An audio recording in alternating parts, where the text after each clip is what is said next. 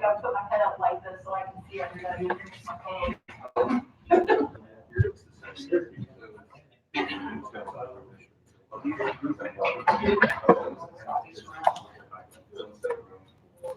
Yeah, it doesn't change. So the short, it comes from the talent. Okay, so when I do this, I just do this.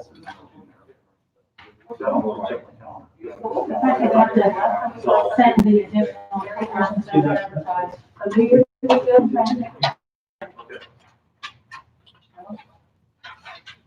Can't move your fingers to take them all. Hi, Sandy. Thank you. Candy's supposed to dial in, and we are live on YouTube. That's exciting. Yeah.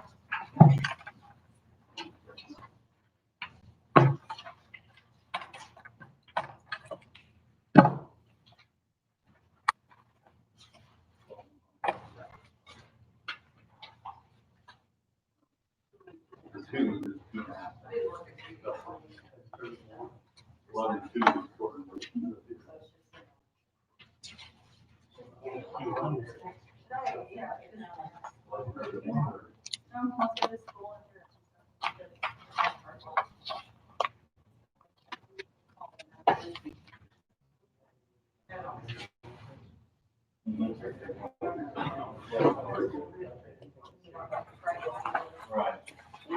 I mean, it's.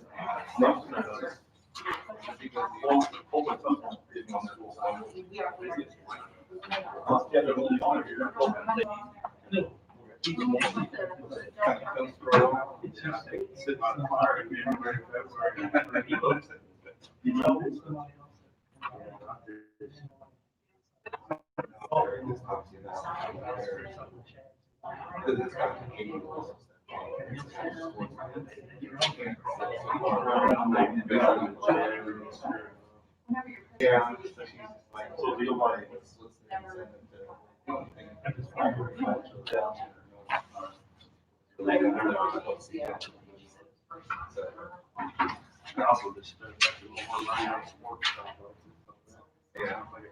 All right. Okay, it's 4:30. Let's stand for the pledge.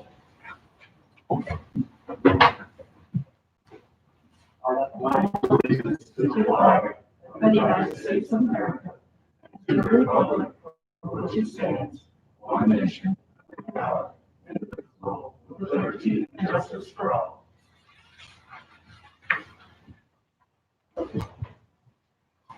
All right, well, our first meeting of the year, we'll have the reorganization of the board. Before we do that, we'll welcome our newest member, Al Soul. Al, welcome. Welcome aboard. Yes. All right, we'll turn over Sandy for the reorganization. Okay, I will open the floor to take nominations for the president. I'm not going to.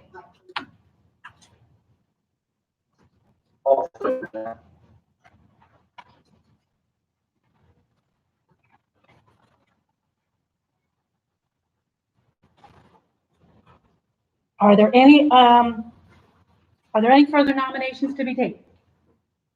With that being said, I'll close the nominations. All in favor of voting for Mike to be the president, signify by saying aye. Aye. Anyone opposed? Mike, do you accept the position? Yes. Okay. Now I'll open the floor for vice presidential nominations. I nominate Craig Bryant.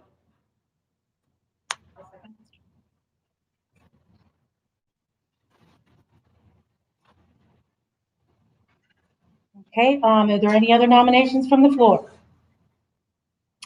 With that being said, I'll close the nominations. All in favor signify by saying aye. Aye. Those opposed? Craig, do you accept the position? I do. All right.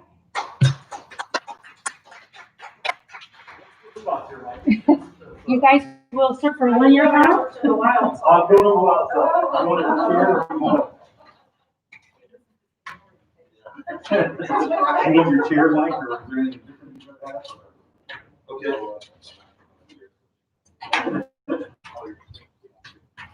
We good? I'll turn the meeting over to the president.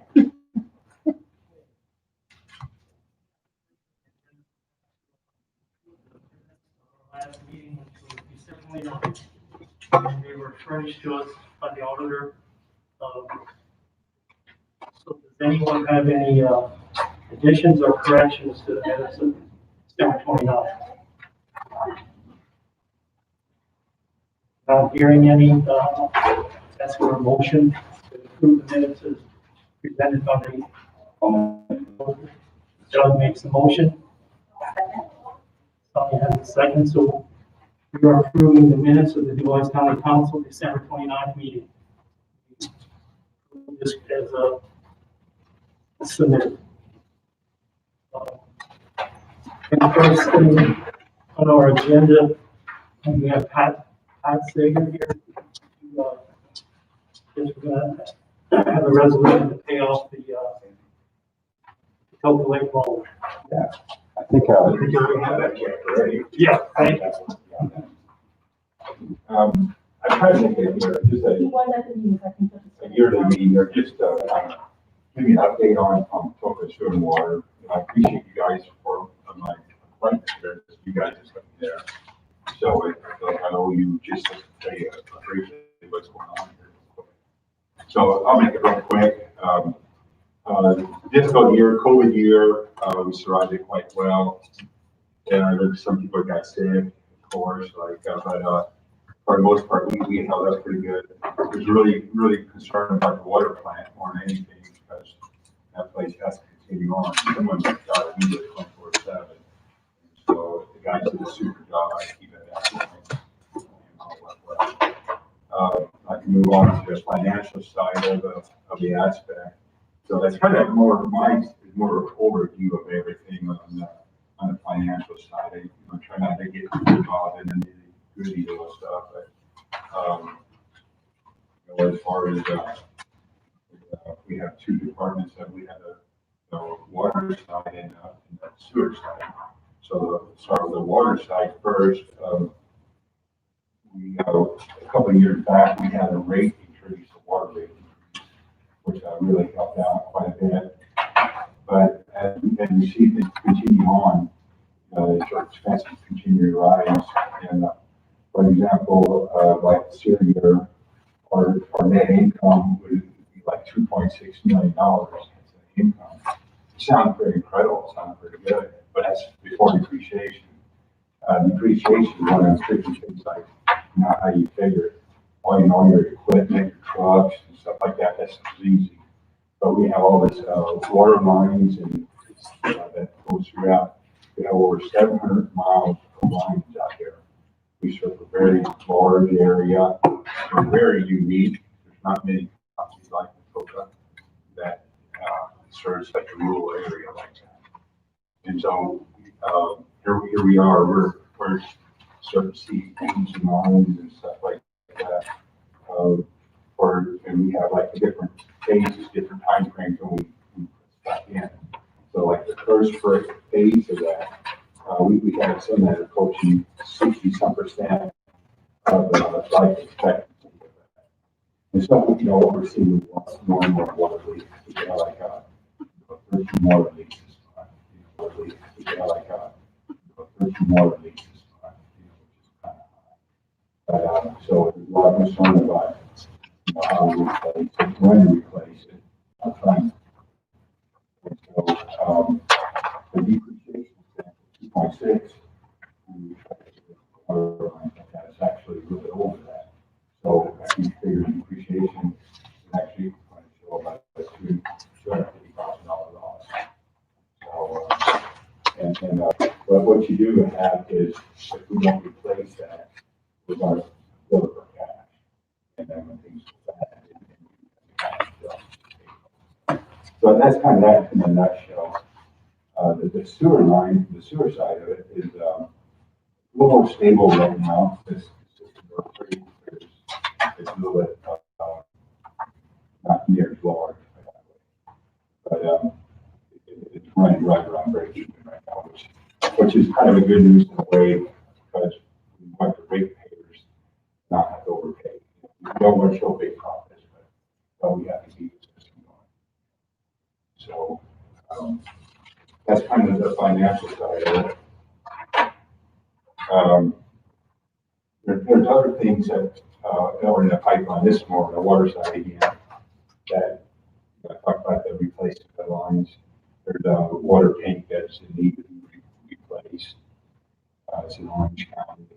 We're hoping to get some grant money for stuff like that. We can help out with the cost of that. You know, you're kind of looking at $4 million item there.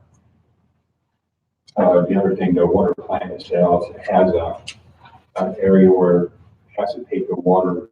You just imagine all the dirt coming out of the lake and separate the dirt out. We have to take this dirty water more and dry it down. And there's chemicals involved to separate the dirt and the water. So this area we put in these drying beds. And, you know, we just can't keep up with the drying bed we have. So that there's going to be also on that we're looking for. So other than that, other things I really concentrated on this year is the succession planning. We have a lot of members that are pretty high up that are, you know, within years of retiring. Some are very close to retiring. We need somebody to step up, you know, take the place. General managers, a couple of maybe 4 or 5 years away from, you know, retiring and stuff like that. And the other thing is board members. I've been on board for 5 years now. And I'm soon to be one of the senior members. One guy's been on there for a long time now. We just had a government step down as yours and the second longest one there. And so what we are seeing is a little more turnover. Out of 7 people, 3 of the people are commissioners. So as the seasons change with politics, why would change activity? So that's one thing. So with that, I would like to, you guys want to know more about filtered water. There's a book out there. Anybody seen it? Great. It's been written by David Dahl. He's a Midwest engineer. He's an engineer. You can tell he's an engineer wrote it, but it's very informative. It's a lot of history in that. It's a very good book. And it's just amazing all the people that put this together. You know, it's really just it's just a service. It's a service for the community. It's just amazing what's been done for us. Our rural area has such a great water system. So anyway, with that, if I have any questions for her, anything. I did have a question, and I think you guys already work with Indiana 15. Is that right? Okay. Okay, reach out to Lisbon. Yeah. Okay. Lots of grants for water systems. Okay. Yeah, we definitely be looking at the grant. We did apply for a grant here. It's quite a large grant. Water tank with some other, the drying bed I talked about. Right now, it's sort of more associated with the COVID this time of year. It seems like so. I have a hard time getting grant money for right now. But yeah, without that grant money, our rates would be way high. And we probably need to look at another rate increase too. That's the other thing. We see failures. You know, it's going all across all the systems, all across the U.S. We have aging lines, and you know, my gosh, if we had to go in and replace all that, our water rates would be way high. Just think about what it took 40 years ago to put a line in, what it would cost today. We're depreciating that 40-year water line, not the cost of a new one. So you can imagine the financial struggle that we're trying to keep up with. Anything else? I think the book is in the library. Okay. Yeah. There. So, the question I had, I think the last time you had a tour of the building was under construction. Right. Is that working out pretty well, or? It is, yeah. We have a brand new operational facilities up there. The front part of it, a lot of different offices, with meeting rooms and people tables, we lay out their big maps, and then move on back. I have radio shops, mechanic shops, and just everything. We were stuck in many different little pole barn buildings around here. We just piled on top of each other. It's a really, really nice place. And you go over to certain thing, everybody's still welcome to come up for a tour, that's for sure. Okay, great. You guys have contact. So thank you. Okay, Well, thank you very much. The commissioners approved the joint resolution from Bakley. So Greg prepared this resolution 2021-01, pretty much stating that you're absolved of the loan because it's paid off in full. We've met our obligation, you've met your obligation. So I will need a motion and we'll sign off. Commissioners approved at their last meeting.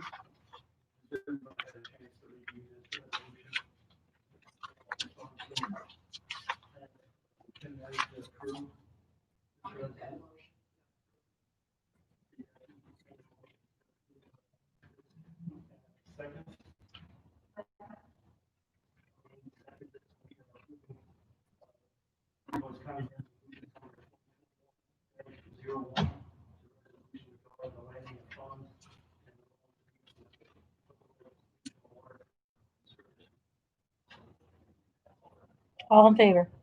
So all in favor, say aye. Aye. Anyone opposed, say no. Motion carries. I'll get a copy to you. Okay. I'll just, Right, you got it. I can email it or I can, whatever works best for you. Send it to the office, your- Okay, or whatever works out. okay. You got mine, I think I have yours too. you got mine too. I think so. If not, I got your Hard number. time, everybody. So next on the agenda, we have a drug treatment community, research. I do not. Okay. I have my somewhere. Good for you. Hopefully we can talk about some really things where there's a grant over at the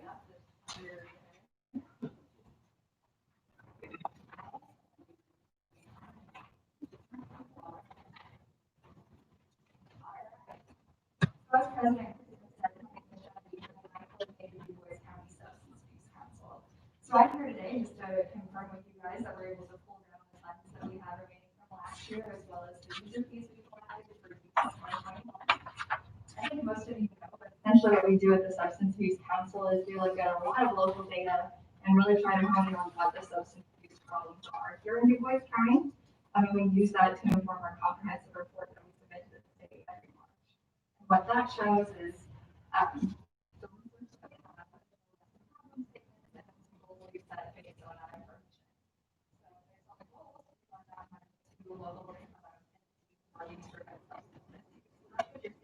first page, all the grants that we funded for this past fall. And if you have questions, I'm more than happy to answer them. I don't think I should read through all of them for you, but they are there. And then the rest of the packet is that comprehensive report that we submit. And this is actually last year's. We're about to start on this year's. Anybody have any questions for me? Well, that's a lot to take in. So how did everybody do this year with COVID hanging over everybody? Yeah, so it did create a few problems. We had a couple people that we had funded actually in 2019 that weren't able to expend all of their funds. So then we had to make some decisions as far as keep the money, to turn the money back in. Most of those were ongoing projects like the medication collection. I think you've heard of that one, right, Becky? Yeah. And we allowed them to keep the funds for next year. And so we were able to use those for what happened with the medication collection that was done later last year.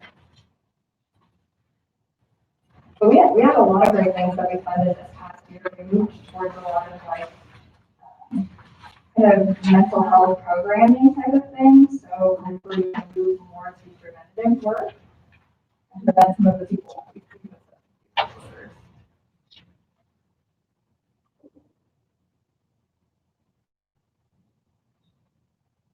You kind of tell me about how, since Alex knew, how your funding is, take that balance and that's what we appropriate. We divide it by 4. You probably want to tell them what the 4 sections are. I don't even know off the top of my head. Four sections are, just discretionary categories, administration and allow just a sub-line under that for, expenses for administration. And then the other 3 groups, is, prevention, education.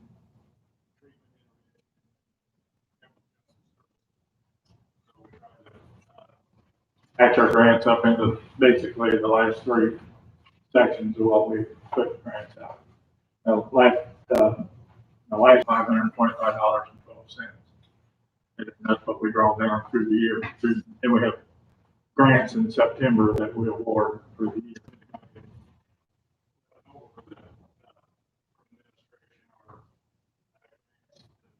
So, we try to give away each last dollar or penny in each category. Sometimes you come put a little bit left over. That gets carried over to the next year. We can ask for your approval to pass it on to our group to get out. Now, this year, I don't show them your information. We'll have a total of $34,660 to operate this year and what we had last year. And these are alcohol and drug user fees through the court system. Yeah, I was gonna mention that, the user fees I referenced, so everybody in Du Bois County that's convicted of substance abuse related, crime out of their court fees.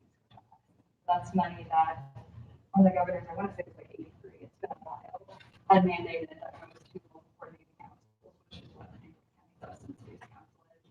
And you'll see there on the bottom line, you have some, negatives, like Terry stated, what people apply for informs which category they go in. And so we had to do some, like moving to make sure we could find out all that we were able to, and that was something that I approved. So. Lots of good Consider, stuff. 34,000 to be better than what maybe anticipated based on the whole COVID thing. I think, some ramifications we're gonna see haven't happened yet. I would anticipate that it's probably gonna continue to decrease. Usually not only from COVID, but also the changes in, pretrial release and bonds that the state mandated this year, so. It's hard to guess. But, yeah, I definitely think that it could have been worse. It is a lot lower than it used to be. Oh, yeah. Those were the good old days. 80,000, right? 80,000. Yeah, 80,000. The unfortunate thing is, with COVID, officers were going into homes less and making less arrests, but if you look at some of the data about use in the pandemic, it actually went up. So it's been interesting as far as addressing those concerns. You can have events and you can go into Twitter if you want to follow. We'd love to have you. I know Becky shares all kinds of posts, so if you find her, you can find her page. And if you want to know more, you're more than welcome to come to meetings. We have them every second Tuesday of the month. They're virtual right now, but they're at 11 a.m. So my contact information is on the second page. If you want to get put on that email list, shoot me an email. We will get you out there. You understand that the user fees were a lot higher, where there's more people that were caught. One of the previous judges used to fine them in each count in one case. So that was part of the reason it was elevated. And we no longer do that. They get one fine for one cause. I'm just curious what caused that to change so much, because it doesn't seem like the usage has really gone down. Like the substance use problem is deteriorated by that much.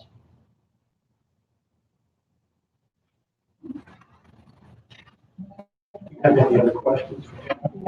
If anything comes up, you're more than welcome to send me an email. Well, we did advertise for the salary in that. And I also have a salary amendment that we'll have to do to pay her. They're proposing $24 per hour, 22 hours per month. There are 6 additional hours budgeted if needed. Did I say that right there?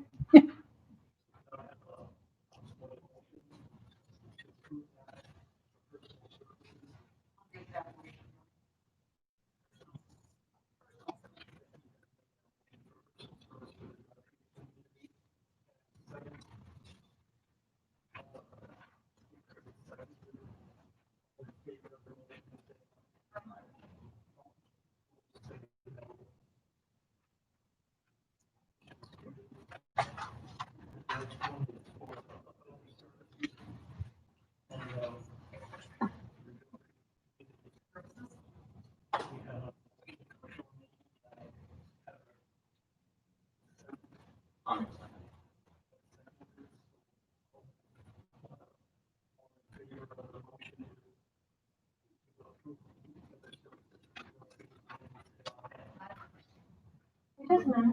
Oh, sorry. Yeah. I don't know if I have one. No, because the last one. Oh, that must have been. Gotcha. And then I'll need a salary ordinance. Same thing. The salary, is gonna be $6,480 a year, $24 per hour, 22 hours per month, with an additional 6 hours is budgeted if needed. Someone seconded, all in favor of the motion, say aye. Aye. Anyone opposed, say nay. Motion carried. What was that total amount? 6,480. Next on the agenda. Hi. How's it going? Who needs copies of stuff that I emailed out? I've got copies. I can pull it up on my phone. No.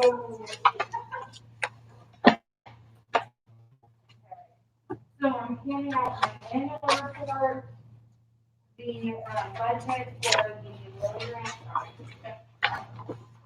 It's proposed. You got it, okay.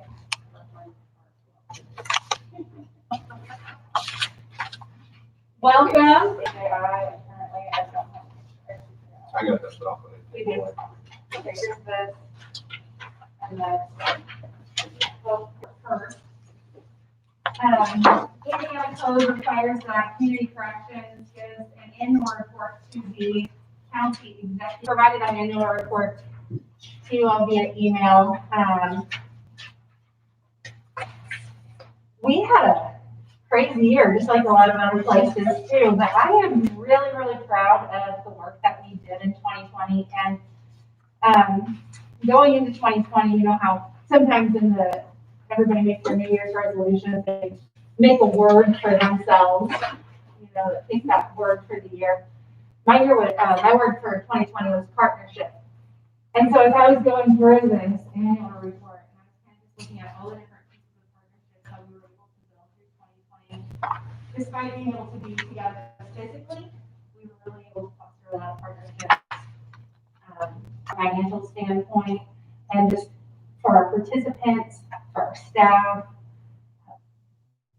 In this annual report, I found a lot of small wins that equate to a lot of really big wins for 2020. So going into 2020, we were kind of coming off of the criminal justice system analysis that Dr. Brian Levins did from the University of Cincinnati. And so he left us with several different proposals, some next steps for us to think about. And so he had recommended expanding funding, so we were able to get a pretrial services officer, and that individual is able to work hand in hand with our pretrial services coordinator. So there's 2 people now in our pretrial services, and they're able to give the courts information to let them know whether or not they're at risk of flight or risk of new charges while their case is pending. So that's been really beneficial to the courts to have that information ahead of time.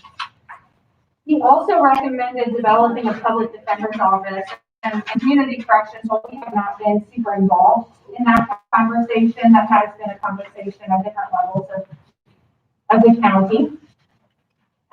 They recommended expanding our pre-arrest and prosecutorial diversion program.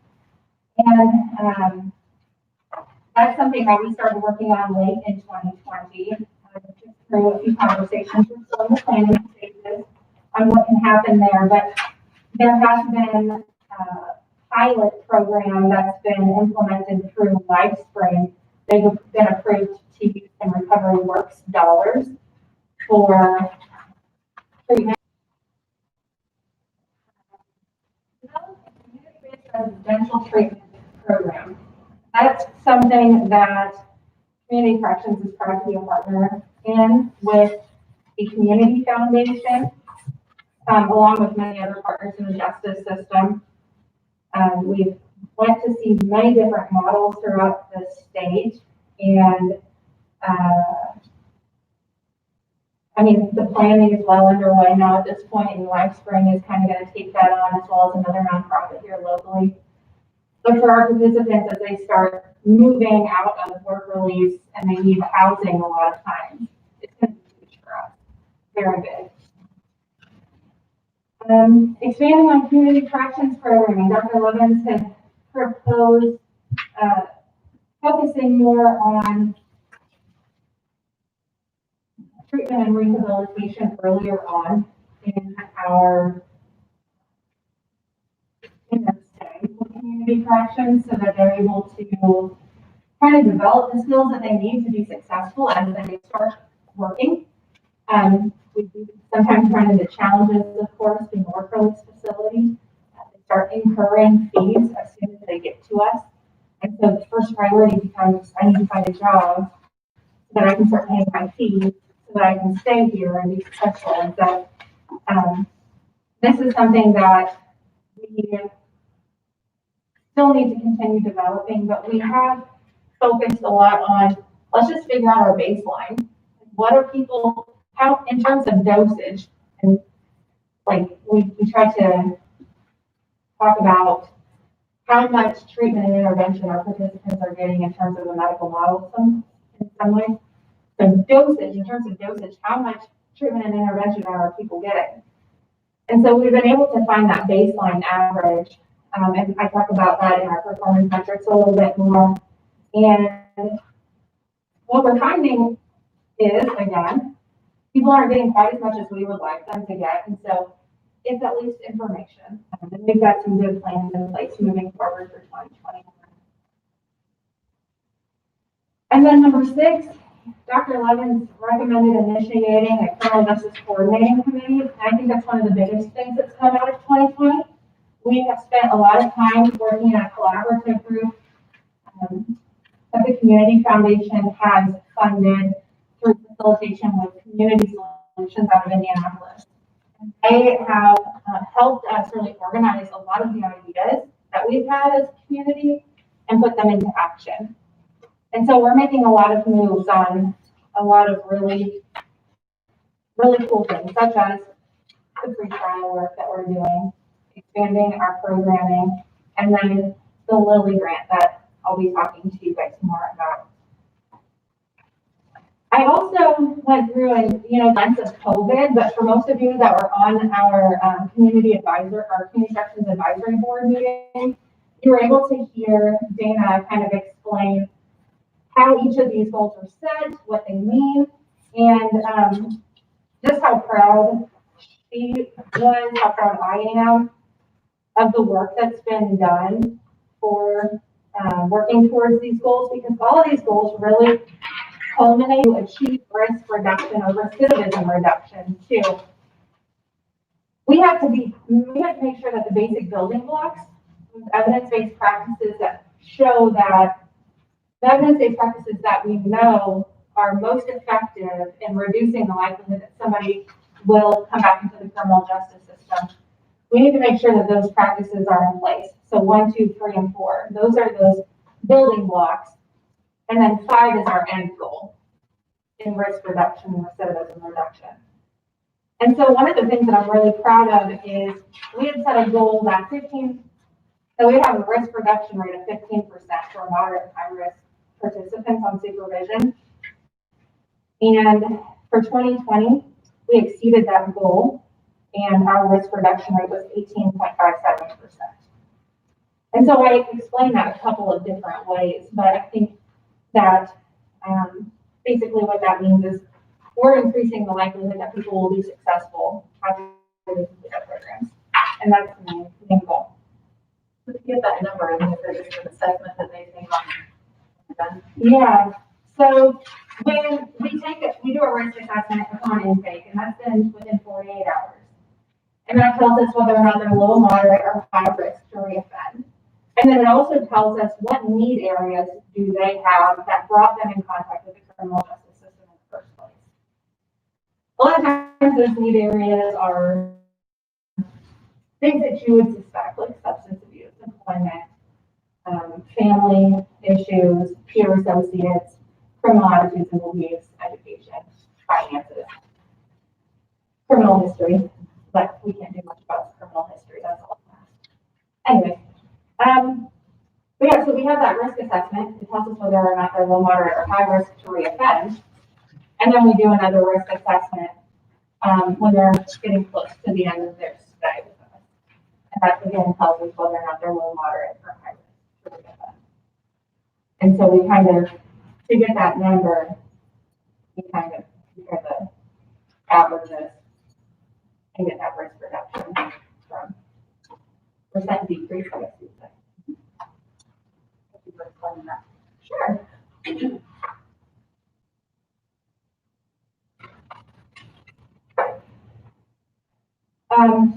I put it in my annual report because I think it's such a big deal that we have been able to come to a partnership with the county council for 2021 to pay for building expenses such as utilities and cleaning and building maintenance. I think that that is a huge deal that the county is investing in our programs, and I appreciate that more than I can even put into words. It's been something that has been talked about in community corrections since I started community corrections. And the investment, whether you guys realize it or not, spoke to me, it spoke to our staff in a lot of really big ways, that we're not just out there, you know, on the hill, like forgotten about. It was a really, really important move for us. And I'm thankful for the investment, and I want to continue to be able to show you that your investment will be utilized in such a way that makes the community safer, makes our participants healthier, and increases the likelihood that those participants are going to come. So that's my annual report. What questions do you have? My biggest question was on the dosage. Uh-huh. I kind of had this question on the call too, but I didn't really feel like it was right. What's the biggest hindrance to getting that dosage? I mean, I know that there was the TANF grant and that had the treatment facilitator. Was it that that position was gone? Is that the biggest stumbling block? In March. Okay. And this is a really small sample size. Like you're looking at 9 people here who completed that had 120 days. So that's a really small sample size in the middle of a pandemic. Can I ask one more quick question? 120 days, is that like a long, is that like the longer time period that people stay, or more people staying shorter time, longer time than 120 days? I don't really know.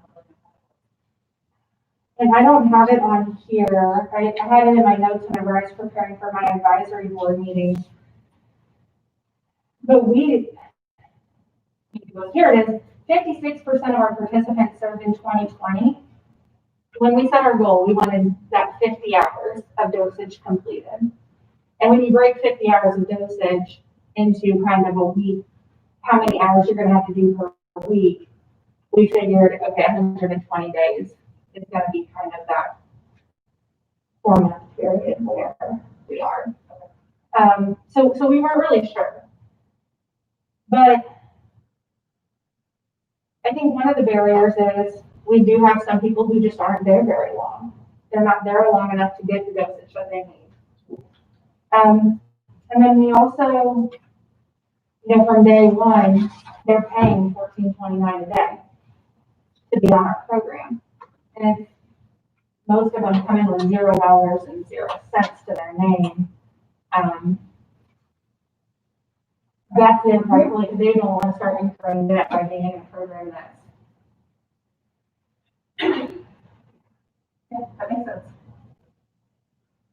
I mean, I was just curious, you know, is the 120 days like the average day of a person? You know, are most people there longer, most people there less than 120 days? Our average, I don't know what it was for 2020. But the last average that I remember seeing was about 140 something days. I don't remember exactly, but right around 140 something. So being considered a work release facility, did those requirements come from the state? They're the ones saying, this is where, it sounds like you have some leeway as Right, to yeah. which way you want to go. So your advisory board can help with all of that. Yeah. But, so, because I really like the idea of not pressing, saying you got 7 days to get a job. But they're actually getting some rehabilitative services, so they're actually a healthier employee before they even go get the job. I thought that sounded great. But I didn't know if you Reward. So there is opportunity to make adjustments there. I do know some community corrections work release facilities, they call themselves a residential facility, really. Because language is important, you know, they call themselves a residential facility. And they actually require that their participants cannot work for a certain period of time because they are in an intensive treatment program. And then they step into employment, and then, you know, it's kind of like a tiered work release facility. Opportunity to section off our people in pods that will allow us to separate them a little bit more if we then decide to do some sort of intensive programming like that. And I know some counties get grants for that, and some counties, you know, like they have a partnership where but yeah, I mean, there's opportunity to consider what that could look like, especially in our setting, being more rehabilitative and productive for that sort of work. since you brought up grants. Yeah. During that meeting, I think it was Commissioner Blesinger that asked if it would benefit you more if the county did not support you. I thought about that. I've been waking up at night. Oh, And I'm like, I didn't know that's just something oddball that he threw out, but I'm like, maybe it's just because I've had a background of writing a lot of prayer requests. Yeah. That the whole idea is to prove that your community is behind you, you know? So Yeah. I didn't know how you took that, because I thought, well, that's an interesting way to look at that. But, I had not actually thought of it. If it helps community corrections to get grants if we don't have any sort of funding secured. And last commissioner meeting that I was in, I was trying to explain something, they didn't understand it. And they were like, put it into banker and bagels terms, and I got a kick out of that. But as I was thinking about this, though, I was like, okay, banker's terms, like,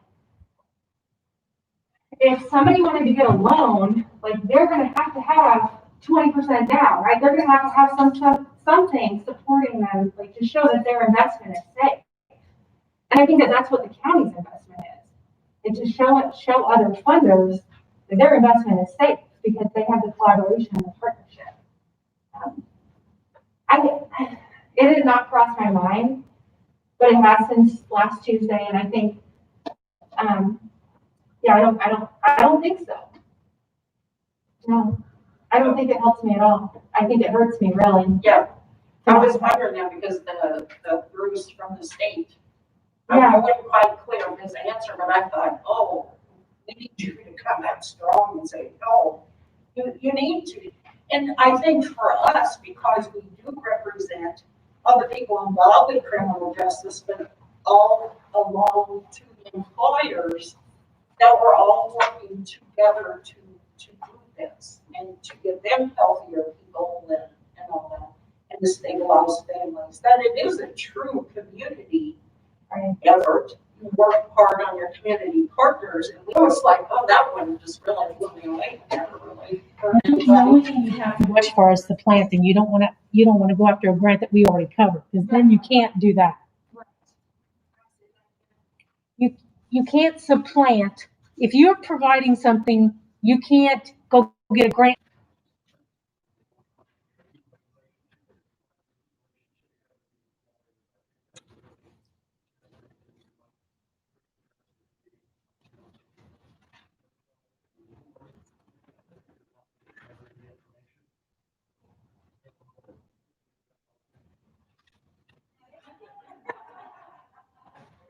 No, I think, yeah, Brandon is known to continually help their employees as well, so they don't just hire you and then, hey, you're on your own. I mean, they have investment in you, and they seriously are worried about you, so that's a great thing for everybody. We definitely enjoy our partnership with Jasper Engines. They've definitely come alongside us in a lot of ways that.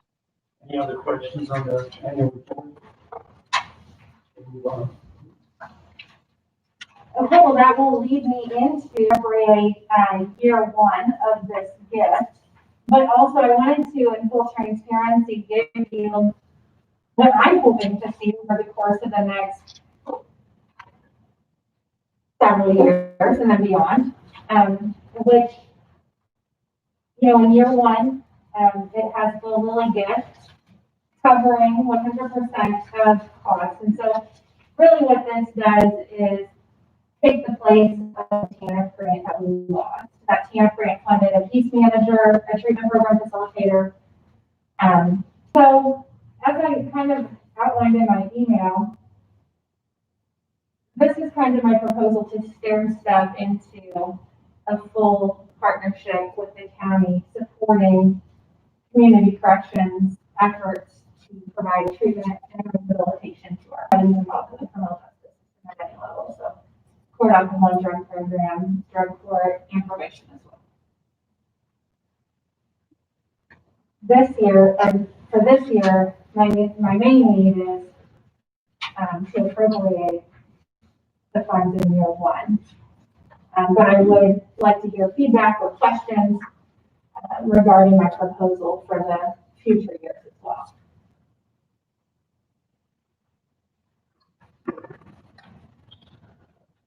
So each year, starting out here, yes, year two is gonna, technically, it's gonna be 27, you're asking approximately $27,152, and third year, 37,152 for the fifth year. So, has anybody got comments on that, or?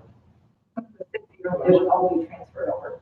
Right, and then I would end up being about 155, 154 or something. Depending on what funding looks like for treatment and mental health, I do intend to leverage partnership with LifeSpring, because a lot of the programs and classes that they offer are going to be able to fill in the gaps whenever the contracted facilitators can't. And those are covered, they're different because it's treatment by licensed providers, but that's typically going to be at no cost to community corrections whenever recovery works can fill in the gaps there. But yeah, I mean, this is my proposal to get us back to where we were. That does, to put that into perspective,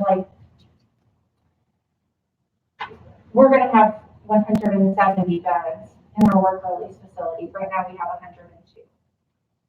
102. The sheriff's department, the jailers, they have 22 jailers. We have 10 corrections officers. And so when it comes to staffing a residential facility, and I put this in our annual report,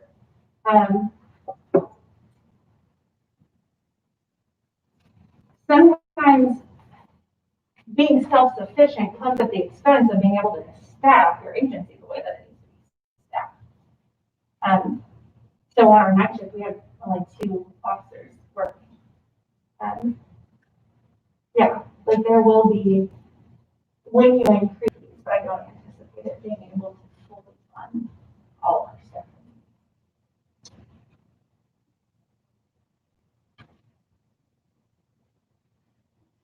Any other questions on?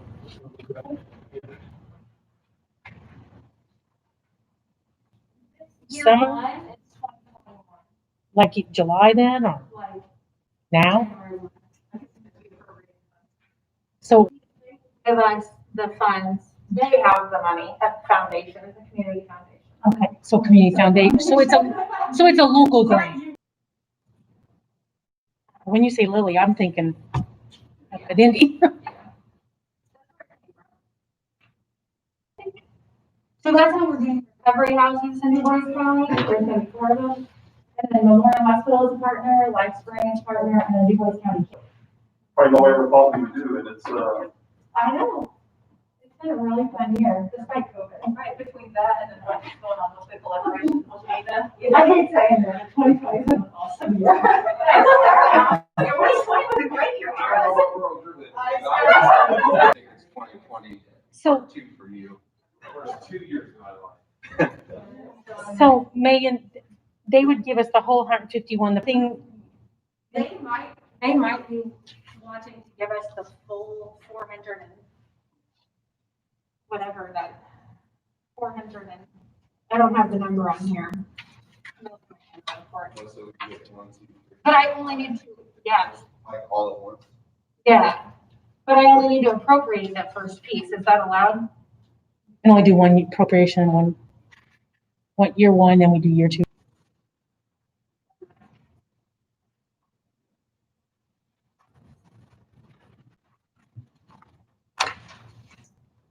Year two on out.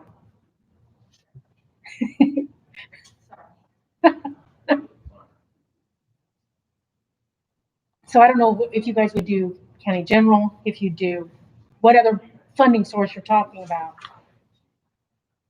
So much, so we're not caught. Well, right now, I think it's all, we've been talking about dedicating it all to paying for this bond.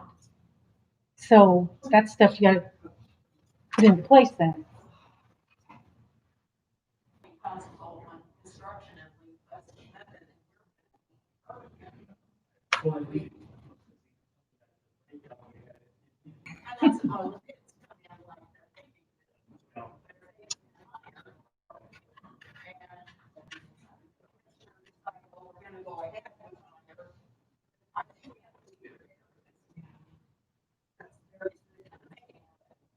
Well, and we also don't know how many change orders are gonna come along the way. You could always have change orders too.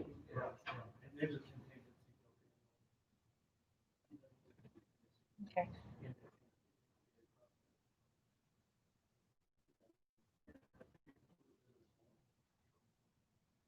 I just, you know, it's great to say, yeah, let's take this, but we have to know what we're gonna do on the other side of it.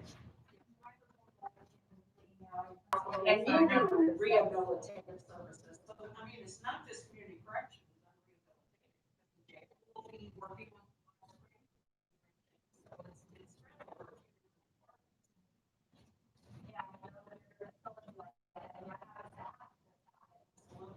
Always love it. And it's trickle all the way down. Well, I have talked to Scott Wolf, and he said, you know, I haven't even thought about that, and I'm like, well, I'm like, we gotta think about that, it's gonna take.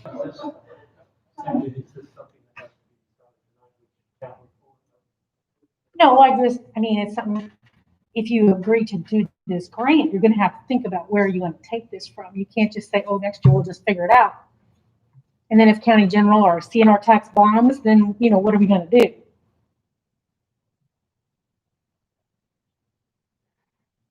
Because everybody just thinks county general is this big pot that you can just keep taking from, and it's not, we're capped. We can't raise more tax than what our growth quotient is.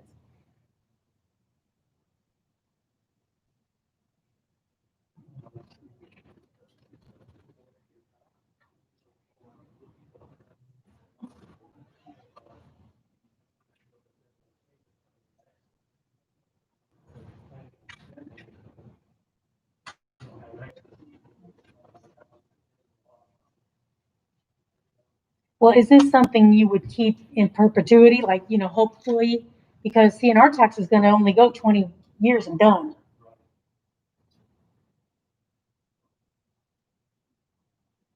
I won't be here then, but One of the things that. board meeting is that a huge part of my job is that I'm gonna be applying for. And.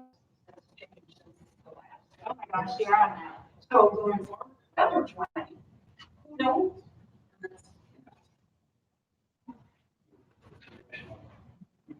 That's fine. I think we just have to be right on the.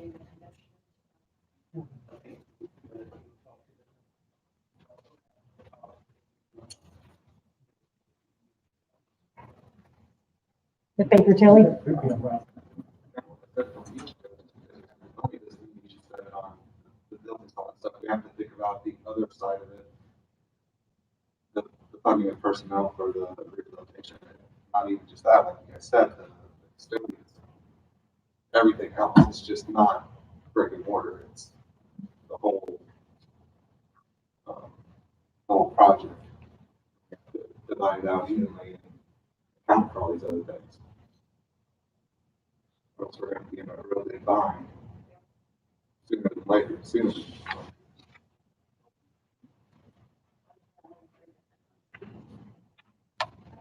I can take a consensus that, I mean, I can advertise it if that's what you want for next meeting. I mean, I have no issues with that, but, and you can discuss that the next one, but, First year, we're not thinking for 2021. well, she said it could start this year.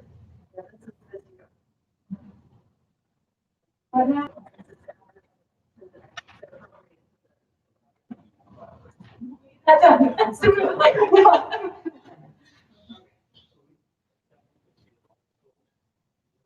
Take a consensus.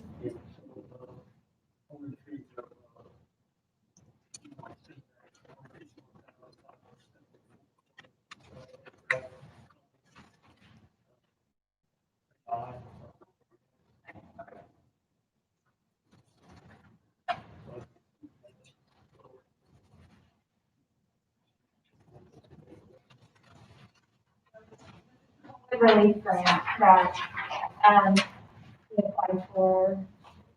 All of the criminal justice partners applied for, most of it, the budget is on the backside.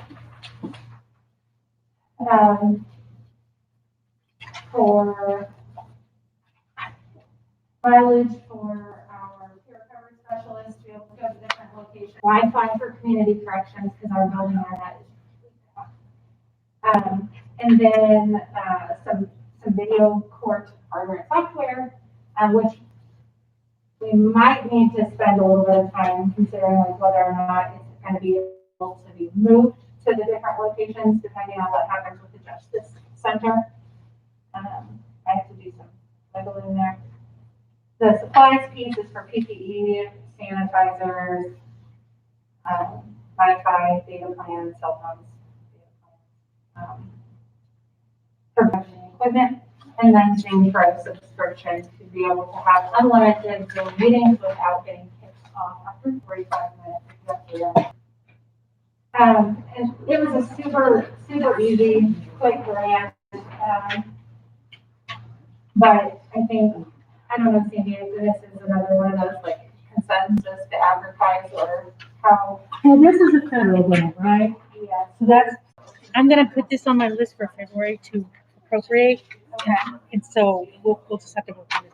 Okay. Can I get more info on it? I don't really know a lot about it. Do you have a grant award or anything? Or is this all we have? The Community Foundation might have more. It's, the Community Foundation was awarded the grant, and so they're basically like. So it's more like a donation in Kind of, yeah. kind of. Okay, that helps. So does that have to be incorporated the same way? It should be because it's a donation. It's like they're giving the county money, where the grant is saying, here's how you have to spend it. They're not really a grantor. They're more like a donor. You know, I'll get clarification from the. but local grants, it's just a little bit different. But yeah, there's not like a grant agreement Like this. It'll be 68. Yep, that's my next one. Thank you. I'm sorry, I was paying attention to her. It's been advertised. The commissioners approved having 2 temporary for 1 year, not to exceed $31,000. Yes. And no full-time. So the person can only work 28 hours or less. So we currently have, one lady willing to work 4 days a week, and then we have another one day a week. So we've got those 2 positions filled. I just need the money appropriate, so I can start paying them and get them in there. Yeah,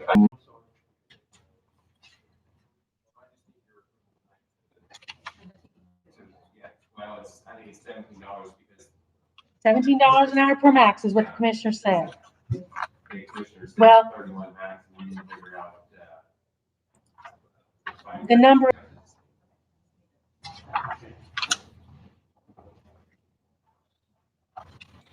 so really, before we get to that far, we need to do the additional appropriation for the, because before you do a salary run, you gotta have money in place.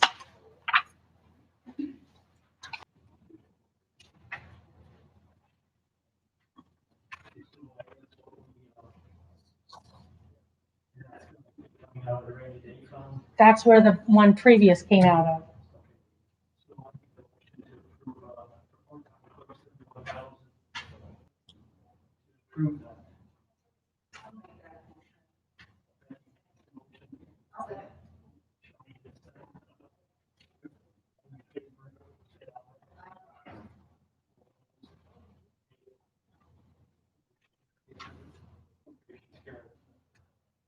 So it's 7-0.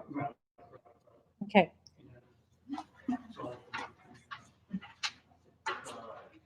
Question? The one can work 28 hours a week for the rest of the year and not worry about it. As long as they're under 29 hours means you gotta pay them full time. Because they're an employee, so they can't, just like, yeah, I got it, just like. So it's for the Saturday, but if I use my other list. Yes, you have to use it all. Because then you get her into overtime, then you get her into more hours. Correct. Now, Unless you send her home for a day and make her work a Saturday. The other girl can work, or the other position can The work, other girl, which is the intern or whatever. college student, she just has one day available. Okay. Right. But creatively time managing her if you want her on the weekend. Doesn't matter how many funds you pay them out of, it's the number of hours they're working to make them have full-time or part-time. Right, I get it, but the 2 of them, both of them combined, can't get over 31. That's Whatever money that is coming. that's the COVID grant fund. for now. But you can't work her 35 hours a week for weeks and weeks and weeks and then not give her full-time benefits. So that's, Yeah, so they can't get over 31,000 and they can't get over 29 hours. 20, yeah. 28, they're not 20. At the clinic. She's only gonna put in 28, right? So if we put her into the take her out of our other funds. So she can only work 20 hours. So, yeah, because then that would make her go, I get what you're saying. Like, I'll just click. Yeah. Yeah, I guess. So she was full-time. It's called Help Part-Time Help for COVID-19, $17 per hour maximum.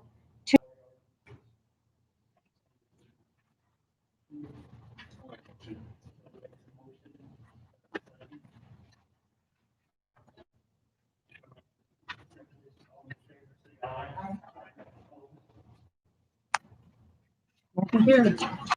I'll call her in tomorrow. I have to submit this to the state, but I don't know if it's open or not. I explained that to you, so. Because rainy day, I need an order from the state, which I'll get that. Time from my staff and the additional help that I'm needing to put all of these clinics on, not only out the health department, but for instance, $320, but 240,000 of that goes to the testing site. So that leaves me with 100,320.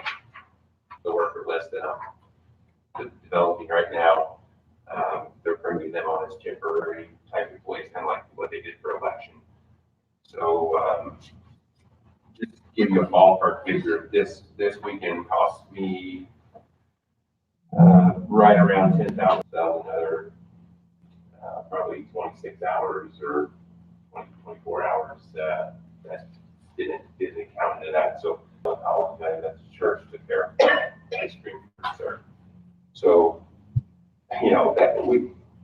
950, just say we did it now, so. I have no idea how many of these we're gonna need, but it's gonna be a lot. So. Sometimes I have to bring 1 or 2 in for on vacation or that. But once we go to second, that's gonna be a week. I need a whole new crew to do second doses once we get vaccine available, so that's what the drive is hopefully gonna be for. First doses are a little bit more difficult because we gotta get all the information in the system, make sure it's all entered properly, so it takes about on average 10 minutes per person. Getting socially distanced 900 people in a day in health park, it's just not possible. Struggling right now with 450. It's the main area. It's just a bit, 100,000. Well, they're already doing the test site. The test site started it, and then the addendum changed 10,000 of the test site. So then we're gonna transfer it up to the salaries. So there's $300,000 we got to test site. Just for this for instance. It says, well, 320, which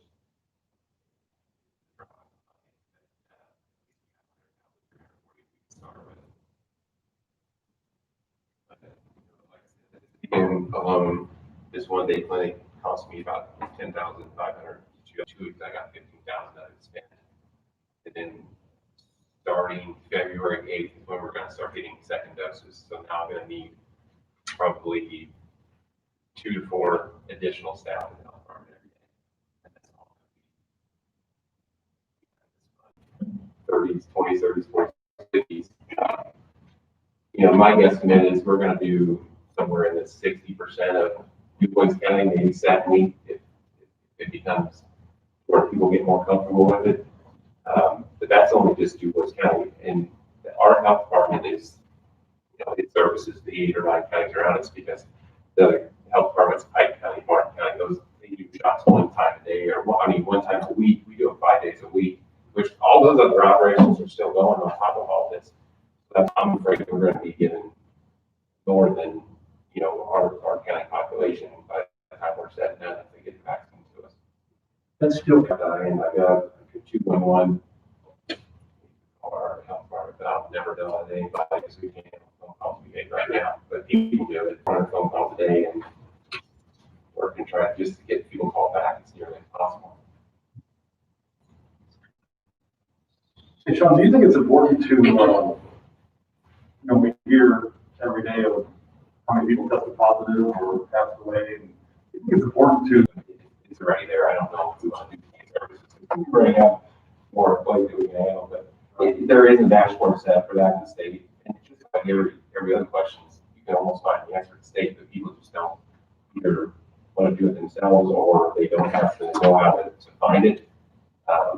So we are all about cutting everything out that we can get by with, not services, because we're not only taking care of the testing site, we're taking care of vaccinating the entire population.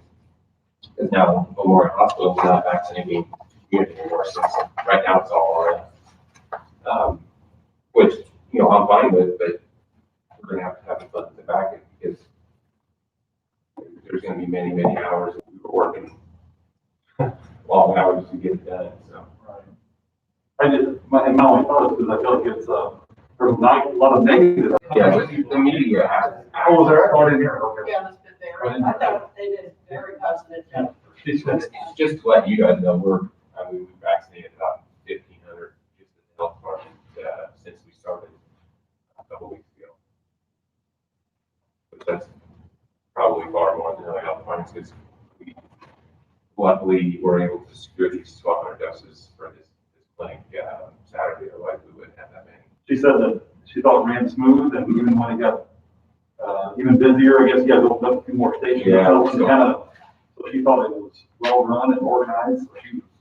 In the beginning, it was a little bit congested there because obviously you try to train those people in an hour. So we had people there at 7:30 for their 8 o'clock or 8:10 appointment, and then the 8:10s were coming, the 8:20s were coming, the 8:30s were coming, and we weren't even. I had numerous phone calls and text messages and just all kinds of comments about just how positive it was. I mean, this group of people that came in there on Saturday were thoroughly impressed with the workers that were there and how smooth it ran, so. Well, she said that all the people who got, received the vaccination were so happy and so thankful. Yes, they are. And, They're just, so much appreciative of what people are doing. The hardest thing to get through the public's head is the eligibility group. They just don't understand. I know. They think we're gonna throw 250 doses away in the trash can. I mean, come on. I did get a call one time, going, you know, if they're throwing, if you're gonna throw any away, I'll give you my name. I don't know, we don't do that.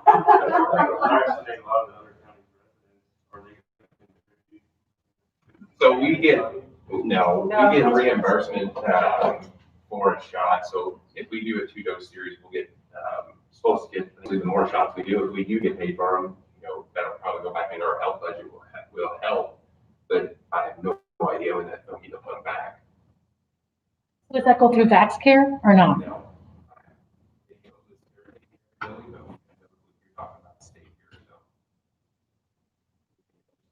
So I didn't go, I mean, obviously I'm not eligible to go, but if you go and you take your insurance card, they're billing our,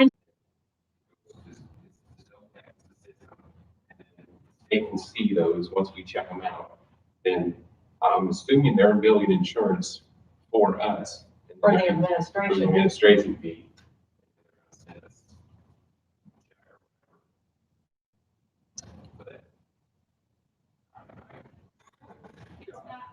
Vaccine, it's. no, it's for the administration. The thing is, well, The other, I mean, you always have administration, that makes sense. So hopefully we'll see some money coming back. And if we do see that, then we can hopefully use that for more needs. possibly.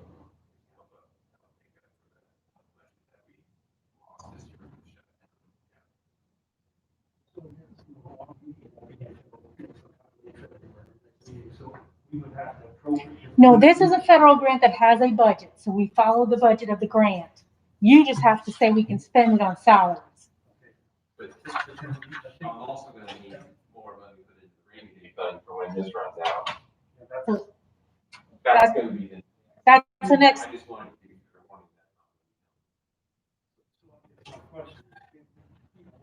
Spend this, you know, looks like you're gonna have, will you spend this 100,000 before we can get it? You know, if we that. appropriate I funds, don't think so, no.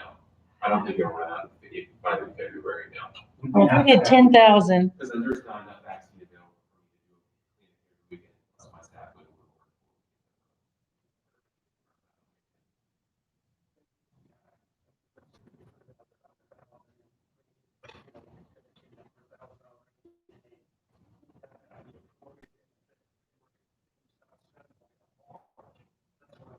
well,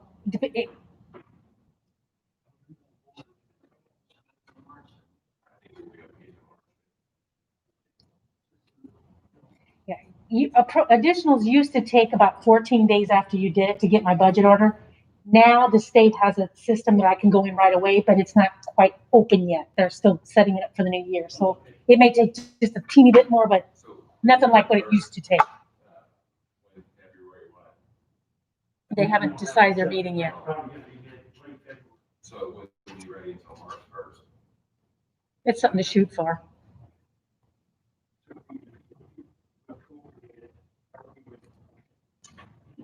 If you appropriate it, usually the next day I can go into the state site and input it and it gives me the budget order. You do have to advertise it, yes. I mean, that might be, because I can tell you, 10,000 is double because it's one year we have to do the exact same thing. From this coming weekend, it's gonna be double, so that's gonna be $30,000 just. For those.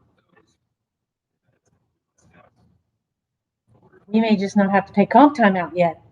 We may have to hold it until we know that might be the kickers, hold that a little longer.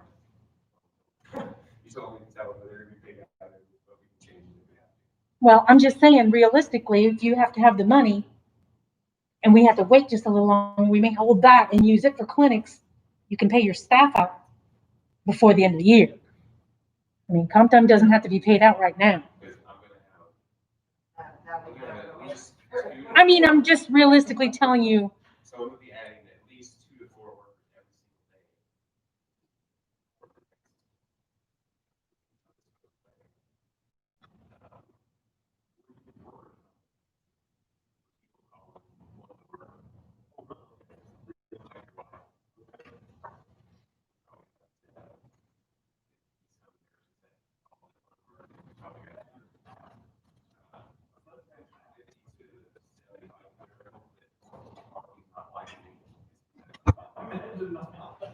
well, every person that we hire has to be put in as And some of them, as an employee. It's a lot of work.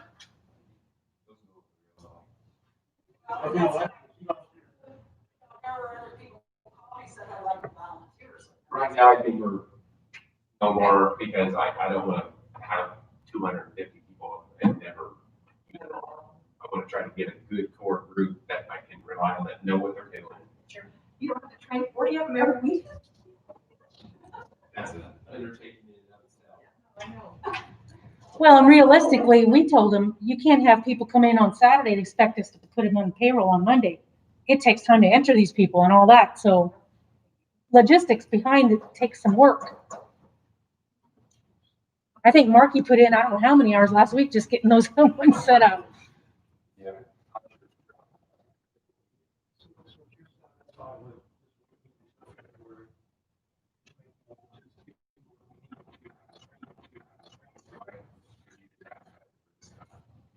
I didn't have it in time. That's what we have a choice. We have to advertise 10 days before, at least 10 days before the meeting. To get it to the papers now, because the Herald and to advertise for an additional. It just takes that much. I mean, it used to be a couple days, now it's, I mean, there's no other fund there's nothing else appropriated. that I don't really have a choice. Unless federals would hand down more money into this.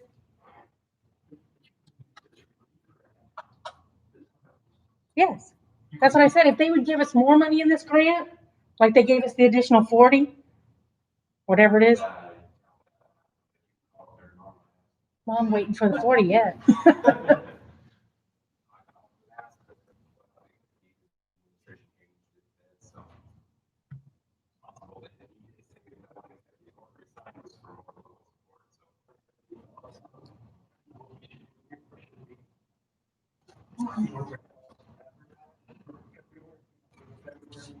Yeah, I think we need to go ahead and advertise for whatever additional we're gonna have.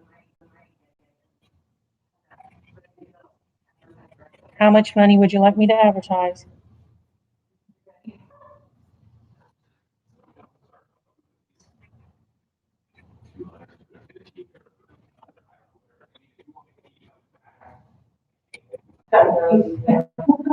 That has to get approved though.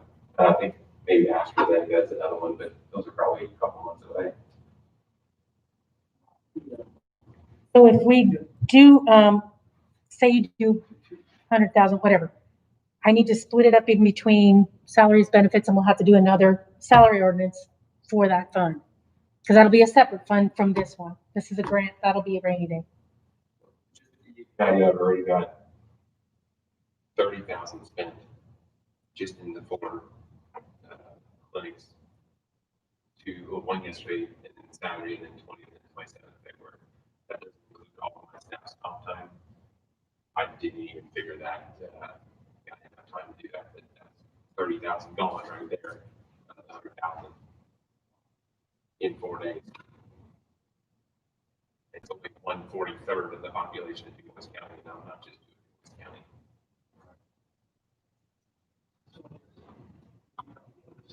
In the state, or the federal government gives money to the state again, which in this new bill we're looking at. Yeah. And that gets passed out. So if we got it appropriated, we still don't spend it, it's still. It'll stay there if you don't spend it. Emergency and that, usually the whole thing is gonna run.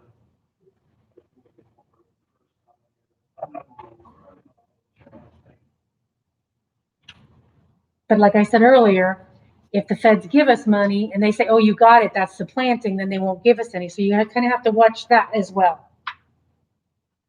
You don't want to appropriate $500,000 and then go, you got it, we don't need to give you it. So you need to watch that too, that's supplanting.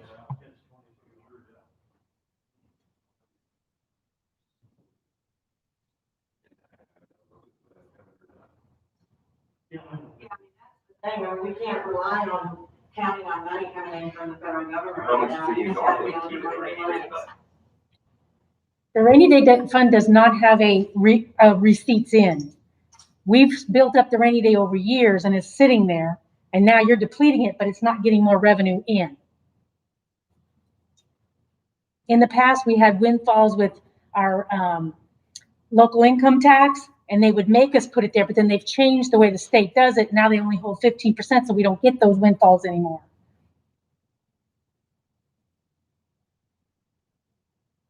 And many years ago, we did economic development. When we didn't spend all of it on roads, we put it in there and transferred at the end of the year. We don't do that anymore. We haven't done that for years. Because, I mean, they don't give him highway money anymore.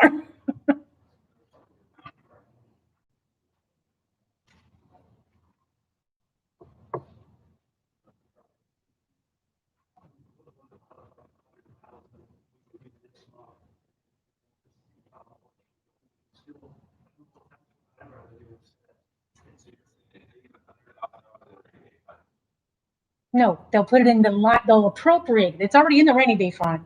They'll appropriate so you can use it. For COVID. So, and then you're saying if I get a grant from the state like this, 40,000, then it's supposed to cover vaccine. You're saying I can't. If the grant, it depends on the grant paper, like the grant award. If it says, do you have any other funds available? You got to watch what you do for supplanting. You can't say, I don't have it, because it has to be for new things.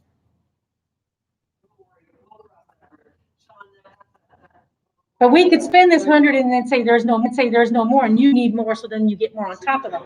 It's something new. No, I'm not saying that. It just depends on the grant, it just depends on how the grant is. working. And Tammy, you've seen that. This is just given to me and said, hey. Right, and I'm pretty sure that's what's gonna happen. Stays that way. Yeah. And if it says that, then I don't have to spend your guys'. Right, exactly. Okay. I'd say that's probably. Well, we don't know that until. Right. Yeah. Now they pay 25, and then 50, I think. But once you execute the agreement, you get 25%. Once you prove that you set up. And then a couple weeks later, they'll give you the rest of it.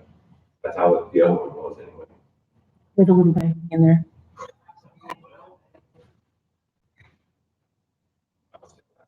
We're still waiting for the 40 to show up.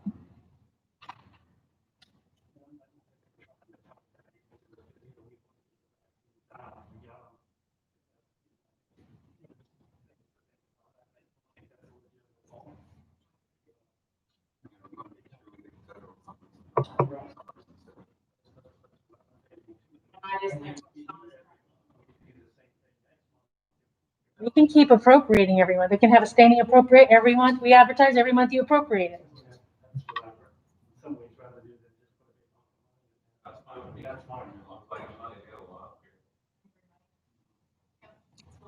So you only do 100? Consensus? 100?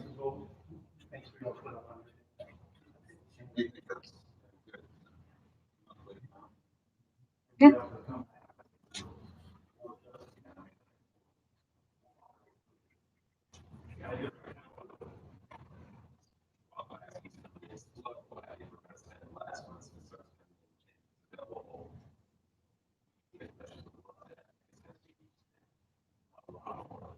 My hopes would be they'd open up different, like the hospital or the CVS's or.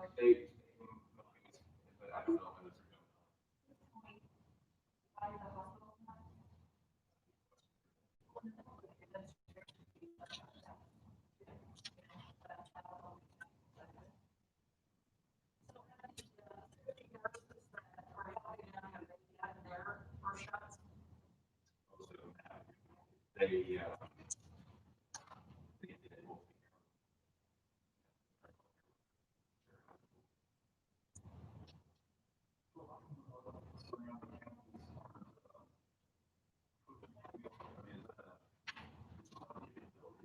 I think a lot of it is that, and then,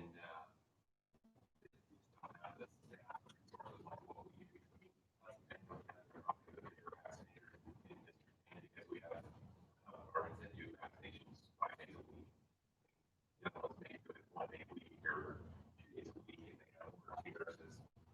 We have a little bit bigger staff, and, you know, the reason we have over this meeting is because the state reached out, they wanted a mobile site in every single district.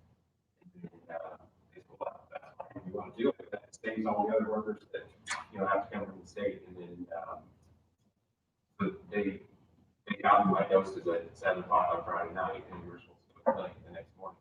But I found out that they canceled their mobile clinics for some reason. I guess they couldn't find workers to do it. So if I wouldn't have said that we'll do it ourselves, we wouldn't even have those 1,200 in the county yet. So it was a good thing that we said we could, but it was a monster undertaking in 4 days. And now we're going to turn around and do another one again Saturday. So that's going to be half the size. It's like 450. But Since we're saving that move, like, I'm doing mobile, I mean, do you think they would support the financial part of it a little bit more? I guess they figure they can get a reimbursement rate, but I don't know when that's ever going to come. Hopefully it does. But that reimbursement rate's not gonna cover the cost. No, that's $28 a shot, so. That's If I cool. get 1,000 shots, I should get I've been dragging them out.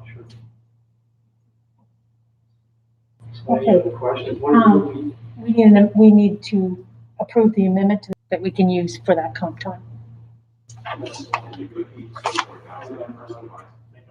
to approve that. That's already there. I moved that we approve that salary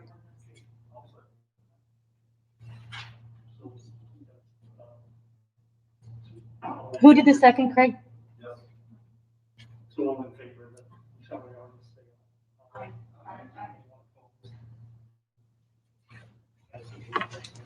We did the grant. I told her we just transferred we left 4 in for that. Instead of buying that, we might be buying Chromebooks instead of food, because we're getting a lot of donations from the public coming Well, that's good. in. So as long as they give me. Where are you putting the money when you don't get a donation? Well, we got a gift card, that we just use that for food, or do I have to report that? Well, no, Gift cards No, for you- restaurants, you- people can buy food, bring No, back, you can do that's that. okay, isn't it? Okay. And then, this weekend, German American paid part, right? Right. And then I've got, Just a few little things. Now, if they bring you cash, then we have to deposit it. We're accepting donations only and, And we go still want to do both, the lunches. yeah, that's what you said, so then we have one open. And then I've got the one, the Shiloh Church donated $300 gift card, we can do the next one. So we got the cut lunches covered for the next 4 weeks. And then I had another, church reach out today that said that they may give us a gift card to the grocery store, so we buy, drinks and snacks for the workers. So we have a couple other places on standby. for So I don't, maybe food won't be an issue, but we ran into a problem with electronics. I mean, we scanned everything we had, and It's a 20 huge issue. electronics to get on, the internet, Google, so we might be looking at like Chromebooks. You can get Chromebook for, you know, $160, $150. It's really all we need to run the software. Maybe we still need to appropriate the grant. Well, the grant it comes with the grant budget. It comes in the budget, so I think we'll be okay with that. We don't have to approve it. You can approve it. That's kind of what we did with Megan. Yes, you can approve the grant, but it's already got a budget in it. And that's what I gave you just a little bit ago. So I need a motion to approve the grant. On COVID. Motion to approve that. Becky, motion to approve. Sonia, second, all in favor, say aye. Aye. Opposed?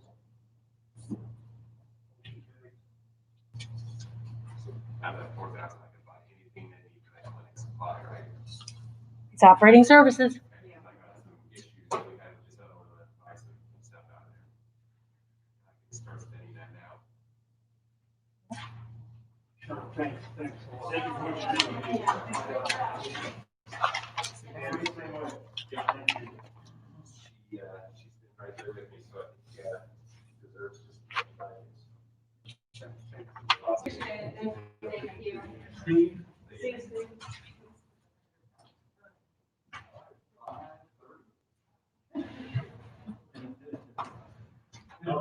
I really wish I wouldn't have to put times on there because it's hard to know. Oh my God, that's football, right? Because the NFL. He has it on his truck too. I think he should have to take it off. I know these Navy County properties. We just upgraded. Protect the shield. Steve, what do you Well, it's have? good seeing you all again, and Alex, welcome aboard. Yep. Oh, okay. Can you talk to Brent? Yeah, I'm gonna say it. Yeah, I know. Okay, I'm in here for a couple of things. The first one, is we've got a, 1991 Caterpillar asphalt roller, which has been, we've been, duct tape, Band-Aids, that type of thing, and it's been doing okay. We bought a drive pump for it here, 3 years ago, and it's been kind of hanging in there, but this last summer, while we were doing some projects, it just went down. The engine doesn't have any compression anymore, so we're looking at at least a complete overhaul, plus we need to replace another drive unit on the other drum. That drive pump itself is in the neighborhood of $12,000, and overhaul probably at least that much, so we're going to be putting $25,000 into a unit that's not worth that anymore. So, it was part of my, and I've not quite done with it yet, but I think I've always brought in a equipment rotation for you all to take a look at, and I'll have something probably for February when I come back in. Battery high. But we located a good used one. It's down in we comments. I mean, we trust the work. We're getting the work we're looking for. So, commissioners, and like I said, in February, I'll come in with my equipment rotations. I'll see what we're looking at. But this roller was one that we just can't wait on. Once we get into March and April, start getting into the instructions, start to run up again. They're going to be really hard to find. It's kind of like a combine, you spend $250,000 on a machine that you only use, a couple months out of the year. A roller, an asphalt roller, a new one's probably close to that range, $170,000, $200,000. So, we think we've really got a good deal with this one. We're 2,100 hours, it's a 2010. So, I think we've got a good deal here. So I'd like to transfer that money so we can go ahead and get the purchase. I got the okay from the commissioners to come see. We'll do the transfer now, and then they'll take care of that, and then later to talk about it.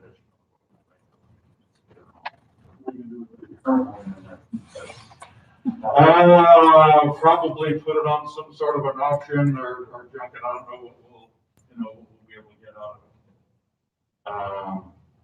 of it.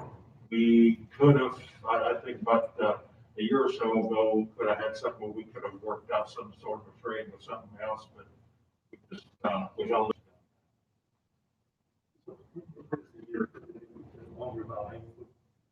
Year brand. It's a 2010 on the one that we're looking at now. What's the manufacturer? It's Caterpillar. It's a CD 434D. It was listed for 35,990. We got to talk down to 35,000. We will still have to do the transportation on it. I will say, so what's our routine? Road trip. Well, we've thought about that too, and we have had one of our guys go pick up a distributor that we bought last year. This one here, I think we're looking at about an 11-hour drive. It's a machine that we don't have to worry about special permitting. It's not heavy, it's not an extra wide load, so it's something that we could put on our equipment. And we got here to hire a replacement that I'd like to try to have in by March the 8th. Reason being, there's a lot of training that's got to go on. Wanda has quite a few hats that she wears, as well as doing the payroll and that type of thing. So there's going to be some training that we're going to need to do. We've already, I talked to Marky, we've got an advertisement going out for somebody to take that place. So we'll be interviewing the first or second week in February and trying to get that done. So what we're going to need to do here in order to get this to work. Now, we haven't advertised it yet, so this is the thing I'll be back in February. But we're going to need to do an additional appropriation of $6,000 and put it in the clerical assistant line item. So when is Wanda retiring? Her last day is going to be April the 9th. You're hoping to have this person trained for her. There's going to obviously be some days that one is taken off, but she'll be there through payroll, and then I think there's some online training that she has to do for utility locates. When you like the culverts or do bridge work and stuff, you have to call locates to find out where all the gas lines, water lines, stuff like that is. So that's some training that we'll have to go through that as well. She also takes care of sanitation audits. It's not so bad now because we're still not selling stickers, but if things ever get back to normal, that'll be a little bit more. She also takes care of staffing. If one of our people gets sick, she makes sure that there's enough replacement through our floors to get them in there. So quite a bit. This will give enough time for this new gal to get trained in. Is there any other questions of Steve for this part-time person or backup person for training? We just be overlapping the salary, so you need to do, we need that for a month. Yes, we'll do it in, if you guys agree to pursue it, we'll consensus to advertise, we'll go ahead.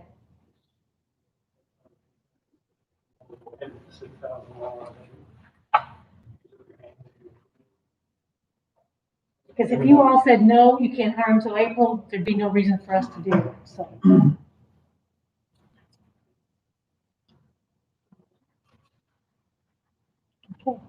The only question, I see on the railroad crossing, is that, we kind of rushed and trying to get that.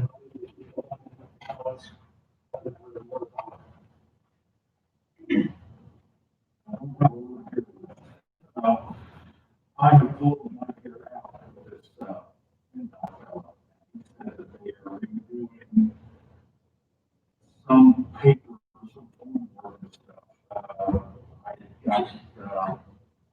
I sent a email to them before the year that, we sure check like, what's going on here. I heard they think back in, August or we were supposed to be taking something, because we had a side on it. That's, and, still nothing, we sent a $2,000 check and, that was for, the estimate we get together. He told me months ago, he's got the audit, and we're just sitting, and,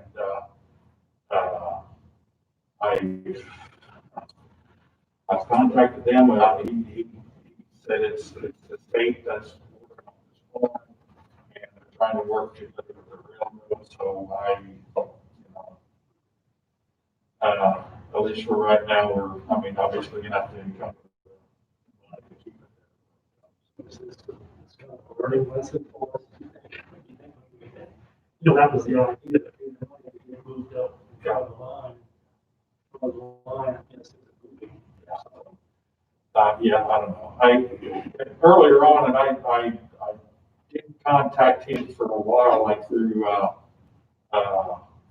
like maybe June, July, because of COVID. I figured that everything, just gonna, let this go. But then, in August, I contacted him and, okay, enough time has passed, let's get back on the agenda and figure out where we're at. And, just,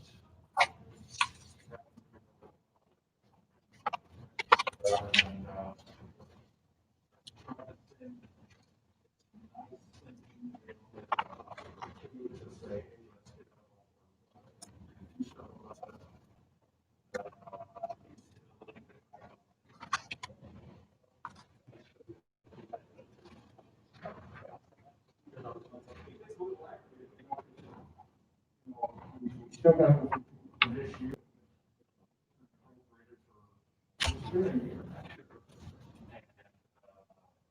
Still nothing, then you just,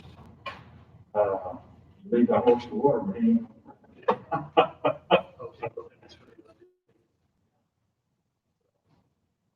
Anything else?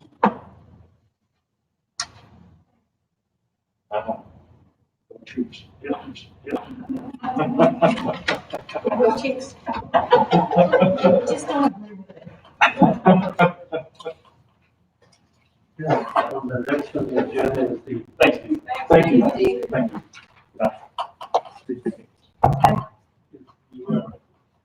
Rescinding of the innkeeper's tax. It is. You passed you rescinded the ordinance. Fred prepared a new ordinance to rescind, I sent it out to you all, so hopefully you got it. It does say that you did it in December, and this is just passing the ordinance to keep it in the books. So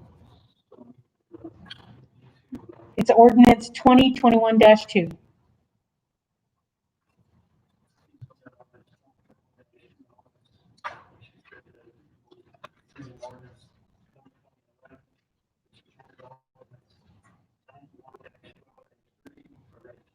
Okay.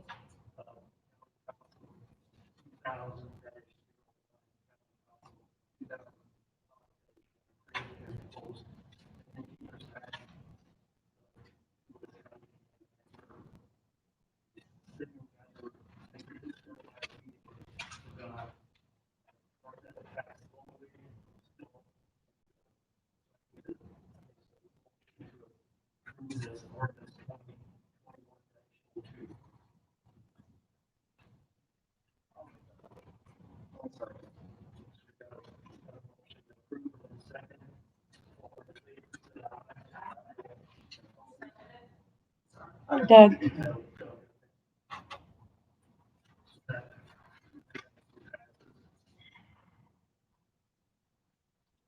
I think during the last meeting when the last ordinance you did that sent it to the state, it said all these other ones were not valid. Now it's saying, this is saying there are valid again.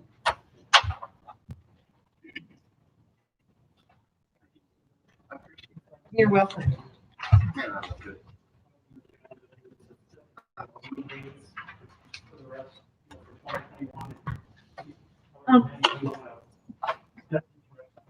Well, you have one more amendment, salary ordinance. In our budget talks last year, we inadvertently left out one certified trainer in the statewide 911 fund. We had trainers, we didn't have a coordinator, and there is a coordinator, so we'd like to pay her retroactive back to January 1st. She gets $600 annually, and it's split out between all the paychecks. That's the salary. Salary amendment.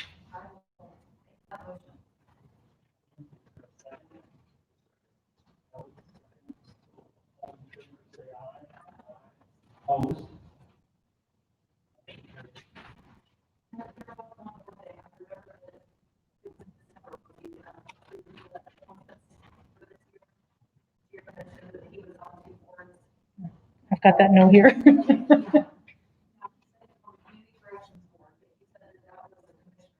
And that is a commissioner's appointment. They did talk about it at one of their last meetings, and they were waiting to see who was president, because normally the president sits on it, but I told him, you all may decide differently, so it's up. 4 o'clock. Monthly?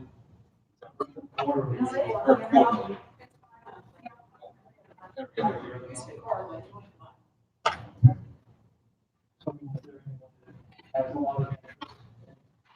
I think a couple of us that like Zoom, so we kind of got a feeling of what it is.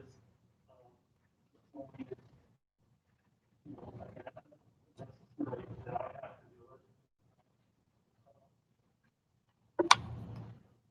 Somewhat,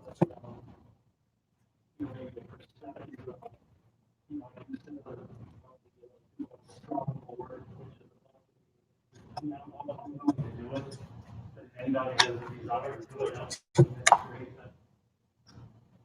Put it that way.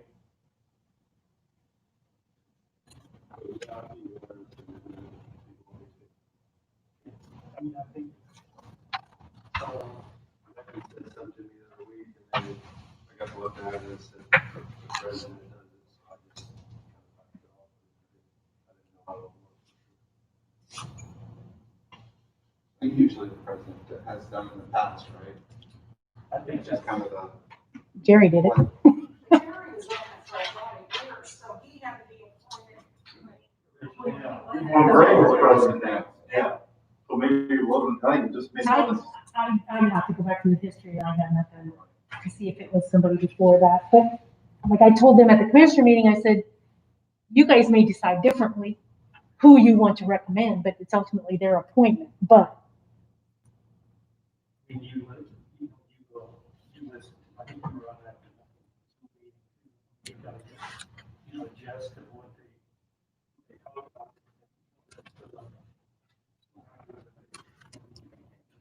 Came out, which is a synopsis of what they do. So that's all right. Why don't we have Alex? I'll Recommend Alex. email Chad tomorrow and tell him you're recommending that. Your board is recommending him. I don't feel pressure or anything like that. You need to be on boards that you feel. Yeah, no. that you Have an interest. Yeah, an interest. Well, I've got a unique relationship with Megan, she's my sister. So I've talked about this long before I was on the county council, so it's not something that's foreign to me, and it's interesting to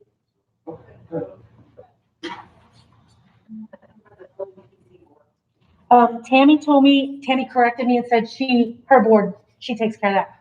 Commissioners and council don't, so. But I don't know if she's reached out to you guys. I don't know. That's really a question for her, so. She can fill that spot.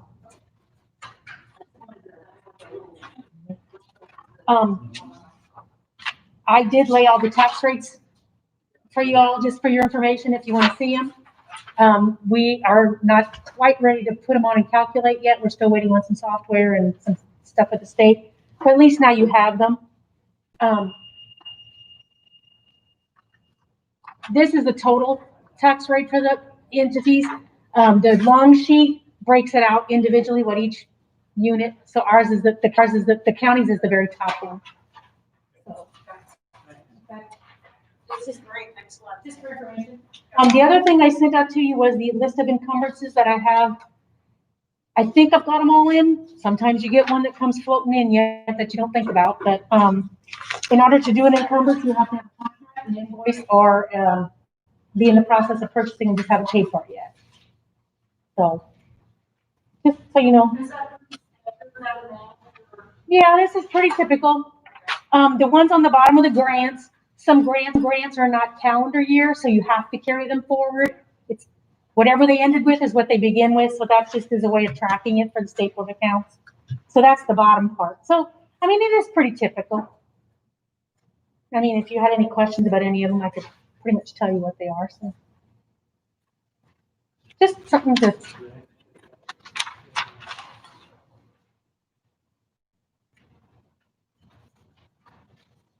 And I only had one other question for y'all. Well, no, I have two other things. The school bus cameras, we did decide to give the school bus camera money. I just want to make sure because the statute was kind of like, you guys were on that hinge if you could or you didn't have to. I wanted to make sure you wanted to go on, keep going forward with that. So, because I haven't sent them anything yet. I put in the call to Bill Hope, somebody's sick, so I haven't been able to talk to him. Well, yeah, I thought you were led to believe.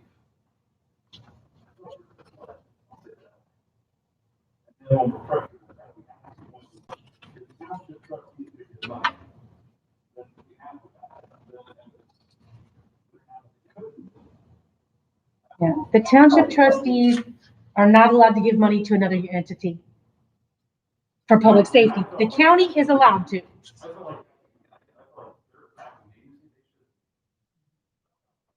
Right, they were not allowed to.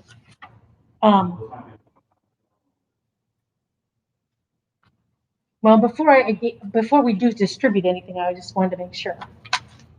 So that's where I'm kind of at. And we can wait. You can think about it. We can do it next month.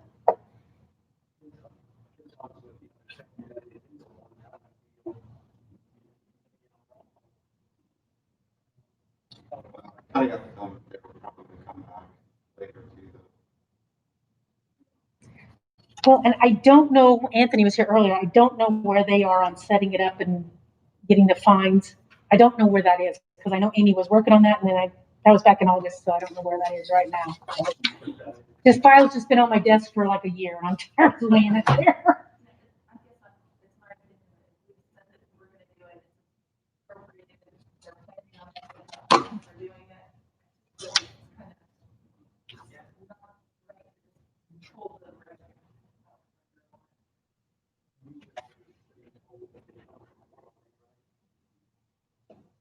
I just want to tell you about a couple of additional. When they put the canopy on out at the health department, there's a door that goes out to the canopy, but it doesn't let you come back in. So they want to put a new door on it. And so Scott will be advertising for $2,125 for the lock, the paint, the door, the replacement. I think it was just something that was not thought about. They didn't think about it. And now that they're doing it, they don't want to prop the door. So.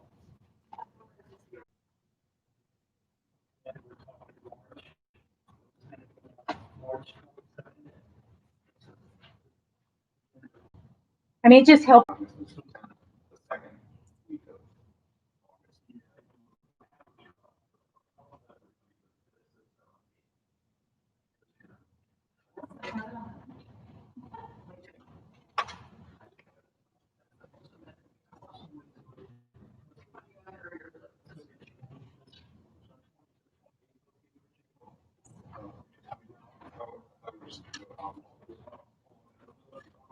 of Sorry, I just jumped in.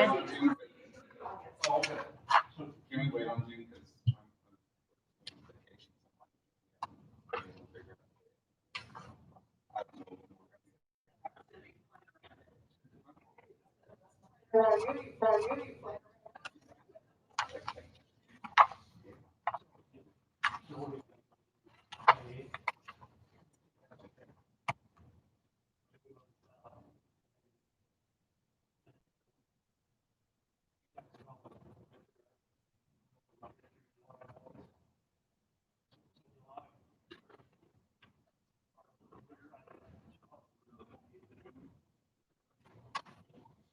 Now, if budgeting issues come up or the justice project comes up, we may have to do some adjusting.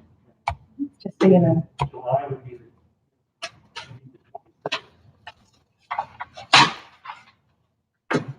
okay with everybody. You said June, June 20th. hold on, because When was July? I was looking when health screenings are, I didn't want to get those dates. I mean, I probably won't be able to do that July one either.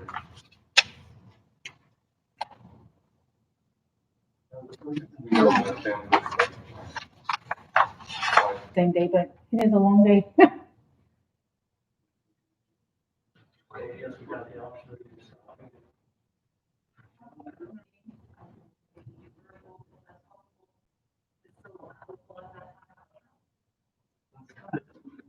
thing that does, I think the thing that does work is if the commissioners meet on the first and third, and then we at the next meeting, it seems like it works good. And the only thing on, and this is personal, that's 3 Mondays that I can't be out of town ever, out of a month. But I'm just saying, if I ever try to plan anything, I got 1 month I can leave for a week. But that's just totally personal. I mean, I can get somebody else to cover otherwise too.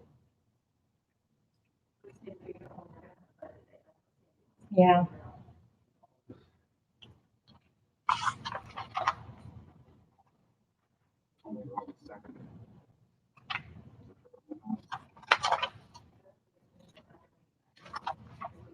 Yes, you can't have this room. It's either the 9th, 23rd, or 30th.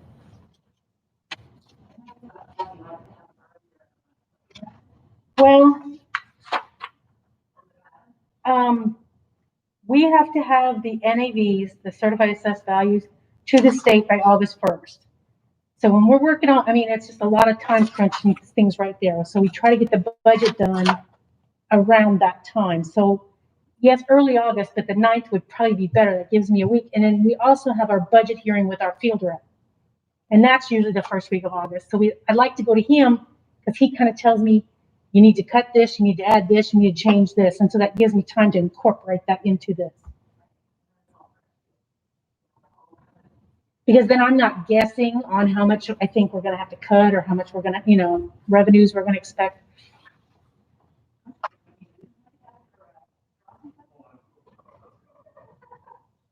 Are they gonna ask us?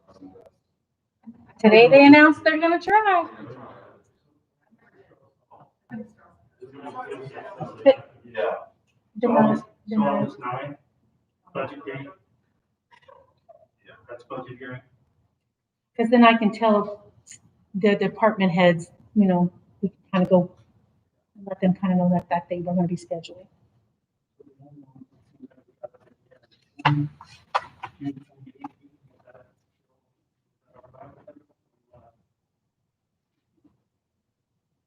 Now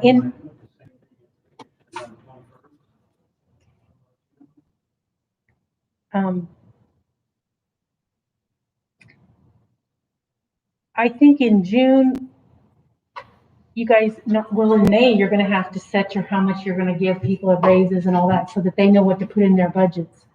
Unless you do it in April and May in that kind of time frame.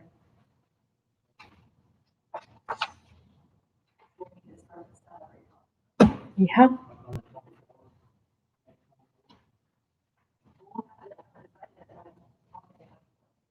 Because people have to get their stuff to me by July 1. So you really need to kind of, and I know Marky's going to be working with Wagner, Irwin, and Shealy to redo the job descriptions and all that again. So he's working on that now already.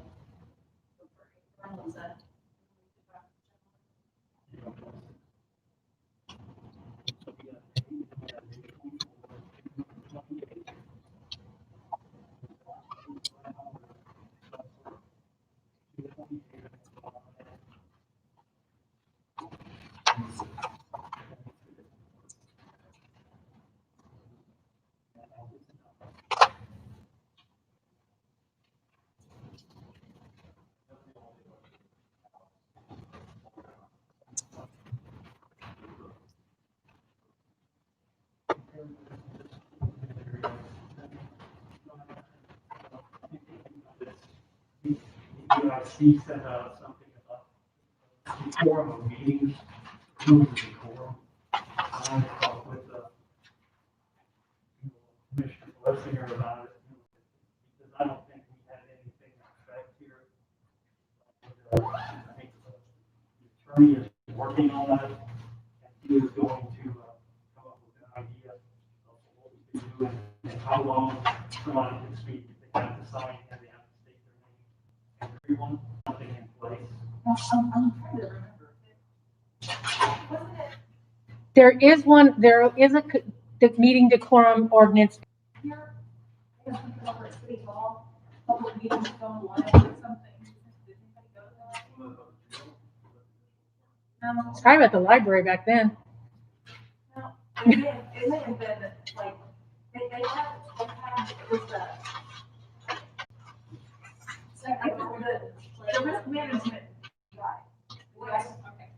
The guy that comes in and talks to. Oh, Bliss McKnight? Little bald guy. Yeah, Mark Ennis, Mark, can't think of his name. Yeah, I Ennis. think he's the guy who did it, but yeah, I remember that, that it's a good idea to have a policy in place to have, in case you have a huge group show up, so that there's a time limit and you have something to fall back on, so you don't. Well, Criticism, liability, if you Um, don't have something. Greg was talking about maybe you guys do something jointly and then we can post it. Right. And It would then- be the same wording. Yes, it would be, One would be the council, one the commissioner, or it could be something, both meetings follow the same guidelines. And if you can bear with me one, I'll make a statement here.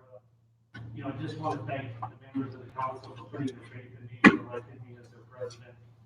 It is clear to see that we have lost a considerable amount of value, leadership, and knowledge with Jerry's retirement. I want to again thank Jerry for his dedicated service to Duval County. He has passed the torch to us, and my goal is to continue to provide an exemplary service to the citizens of Duval County. Every council meeting that we assemble for, we conduct business and make decisions that will make Duval County history and have effects that can touch the lives of every citizen of the county. God has given us the opportunity and wisdom to make these decisions with prudence, and hopefully the end result will be the benefit to us all. Ever since 1817, when Du Bois County was created and the first county seat was established in Boyersville, governmental procedures were conducted by common citizens. Those citizens had to make the initial decision to build a two-story log courthouse in order to conduct the business of the county. The state legislature moved the county seat to Jasper in 1830, and a new log courthouse was constructed. That courthouse and most of the county records were destroyed by fire in 1839. The third courthouse of brick material was constructed by Father Kundek in 1847 at a cost of $6,773. Again, common sworn-in citizens like us had to make major decisions on building and funding this expenditure. This eventually led to the construction of our fourth and current courthouse, finished in 1911 at a cost of $62,179. What I'm trying to express to you is that all our predecessors faced adversity and change that made the crucial decisions that make us what we are today. With our current multi-talented group of county council members, we can face the challenges that are ahead of us. I promise you that I will continue to work and dedicate the time necessary for all of us to make sound decisions for the future and betterment of the county. Thank you. Very good. Very well said. So, thank you, Mike. Hey, Alex, I have a question. So,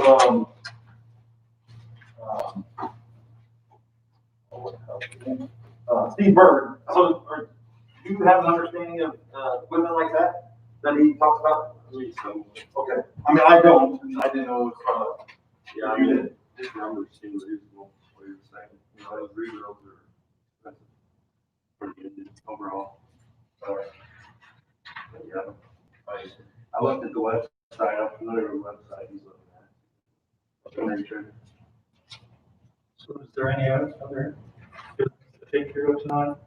We don't have any public to make comments. I think we're going to move on from it. So I have a motion to close the meeting. I'll make a motion to adjourn.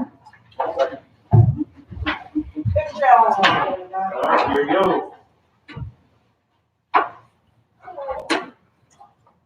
Gosh, I was gonna throw the chocolate out over here or Yeah, that's another thing. Becky's made a tradition of bringing chocolate every budget.